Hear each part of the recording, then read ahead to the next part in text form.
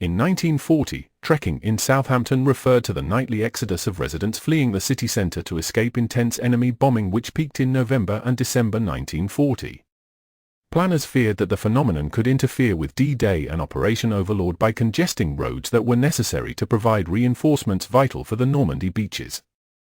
Therefore plans were drawn up to make sure this did not happen, which, in the end, were never needed. Thursday the 11th of November. Spent the day as usual working on the gun stands. Heard that a big job is pending in the docks. Number 5 dry dock is to be covered in so that landing craft can be repaired at any time, day or night. I am told that when these craft go up on a beach, they are so strained that immediate repairs are necessary. I believe that a start has been made on the dock bottom. Friday the 12th of November. Work to lay on some jobs. Breaker told me today that Leb says that all the naval people and bigwigs who come to the boatyard seem to think that the war with Germany will be over by next March or April. Friday the 10th of December. The day as usual at work. The building job where the chaps from the yard have to go now turns out to be Lee and not Portsmouth. Friday the 31st of December. Fine most of the day, although cloudy at times, and once or twice a damp of rain. Cold this morning, becoming warmer during the afternoon. A slight rain early this evening, clear and fine later. Worked all day on some jobs. Spent the evening reading. Did not stop up to see the new year in, but went to bed at 11:15. As usual, most people are talking of victory in 1944, but I have heard that cry every year since the war started. Certainly things at the moment are in our favor, but look how long our Italian campaign has taken. In early 1944, the Southampton Coordinating Committee was making secret plans connected with D-Day. The committee comprised representatives from government ministries, the local authority, police, port authorities, and the military. The committee devised plans aimed at ensuring the movement of military convoys in all circumstances, including air raids and gas attacks.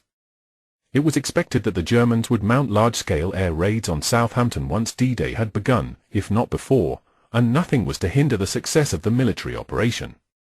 In the event, many of these plans proved to be unnecessary as the air raids did not happen. 120 military vehicles per hour would be on the roads. At a meeting on the 14th of March, 1944 it was stated that movement will be in small closed-up columns of some 14 vehicles each, more or less continuously round the clock for a period of some weeks. There will be short intervals between these small columns into which all priority traffic will be able to be fitted and probably most of the normal traffic as well. There will be larger columns of up to 40 vehicles at infrequent intervals, but notice of the movement of these should be available. Naval movement would be largely by single vehicles at various times, totaling about 100 a day. Some of these would be high priority, others not. Military traffic was to have absolute priority. Traffic management plans included no overtaking signs on some roads and the suspension of certain tram stops. The public utilities were to notify the highway authority before doing roadworks. Arrangements were made to provide materials, equipment and civilian and military labor to repair bomb-damaged roads, bridges and hearts. In the event of heavy air raids, the local population was supposed to stand firm so that refugees did not block the roads. But experience in the Blitz of 1940 suggested that the numbers of refugees or trekkers would not be great enough to cause problems for the military convoys. Plans were made to evacuate the school children still in the town, as well as mothers with children of school age and under, once a raid had started but not before. More static water tanks were built in early 1944 to increase the water supply in case of large-scale fires. The question of water priority between the National Fire Service and the military was said to be prickly, but the military had priority. The mayor issued an appeal in the local press asking people to save water. Bramwell Taylor said of course Woolston was so badly bombed down Bridge Road that all the houses were so bad they used for training the troops for the house-to-house fighting because it was a lot of ruins anyway, so they just carried on using it as ruins. It became more and more difficult to find space in the port for the various projects. In addition to the Mulberry construction project and the storage of landing craft, the port had to handle the troops and equipment arriving in the port as well as the lease-lend cargoes. Blitz sites were leveled to provide parking space for military vehicles. A piece of corporation property in the new docks, between dock gates 8 and 9, was requisitioned in January 1944 to be used as a POW camp after D-Day. Buildings from private houses to commercial premises were requisitioned, as were all the schools. The schools were turned into barracks, first aid and medical centers and mortuaries. Taunton School became a POW camp. A shed on Town Quay became a barracks. The Central Baths and Old Town Mortuary were allocated for use as mortuaries. The Royal Victoria Hospital at Netley was given over to the Americans, and other local hospitals were cleared and admissions restricted shortly before D-Day. Berths 105 and 106 in the new docks and berth 49 in the old docks were used to moor landing craft. Arthur Cox recorded in his diary. Saturday the 11th of March, 1944. These last few days have been remarkable for the amount of military traffic on the roads. Troops, guns, tanks and vehicles of every description were going to and coming from Southampton.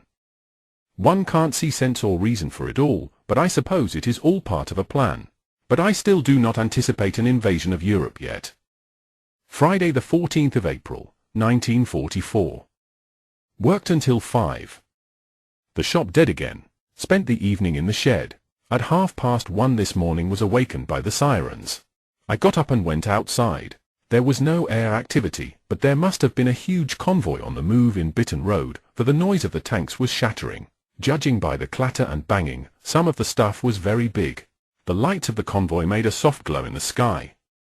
The all clear went, and long after I had returned to bed I could hear the rumble of the traffic, and it was a long time before I slept. At work, one of the chaps said he heard the noise at Chandler's Ford, where he lives, and he thought the convoy was at Swatling. On the 31st of March, 1944, Regulated Area No. 2 order was issued, establishing a 10-mile-wide coastal strip of land from the Wash to Land's End, in which the movement of people was restricted. The area was closed to all visitors. Guards were placed at railway stations, bus depots, and on roads entering the zone. Nobody was allowed to enter or leave Southampton without a permit. Armed guards manned road barriers. On the 24th of May, 1944 the camps were sealed and the British assault forces fully briefed. Final loading began on the 31st of May, 1944 and was completed the 4th of June, 1944.